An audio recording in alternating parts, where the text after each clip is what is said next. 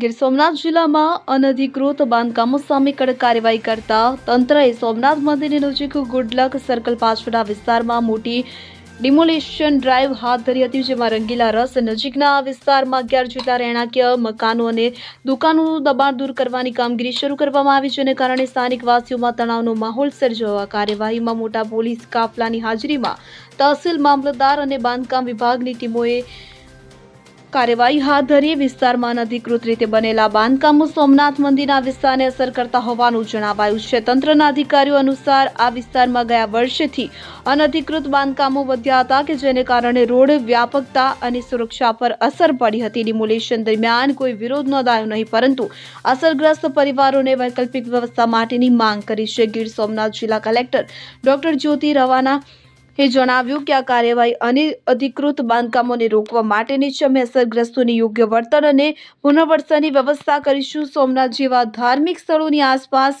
વ્યવસ્થા મજબૂત કરવી જરૂરી છે. સ્થાનિક વેપારીઓએ આ કાર્યવાહીને સમર્થન આપ્યું છે, પરંતુ રહેવાસીઓએ તંત્રને ચેતવણી આપી છે કે વધુ કાર્યવાહી પહેલા વાસીઓને સમય આપવો જોઈએ. અને આ ડ્રાઈવ બાદ વિસ્તારમાં સ્વચ્છતા અભિયાન પણ શરૂ કરાયું છે. તંત્રએ અન્ય વિસ્તારોમાં પણ આવી કાર્યવાહીની તૈયારી કરી છે, જેથી ટુરિસ્ટ સ્થળોની સૌંદર્ય અને સુરક્ષા જળવાઈ રહે. આ ઘટનાએ જિલ્લામાં અનધિકૃત બાંધકામો વિરુદ્ધ જાગૃતિ વધારી છે. Bureau report CN24 news. હવે જુઓ દેશ દુનિયાની તમામ ખબરો તમારી આંગળીના ટેરવે. ઉઠાવો મોબાઈલ અને Google Play Store પરથી ડાઉનલોડ કરો અમારી CN24 ન્યૂઝ મોબાઈલ એપ.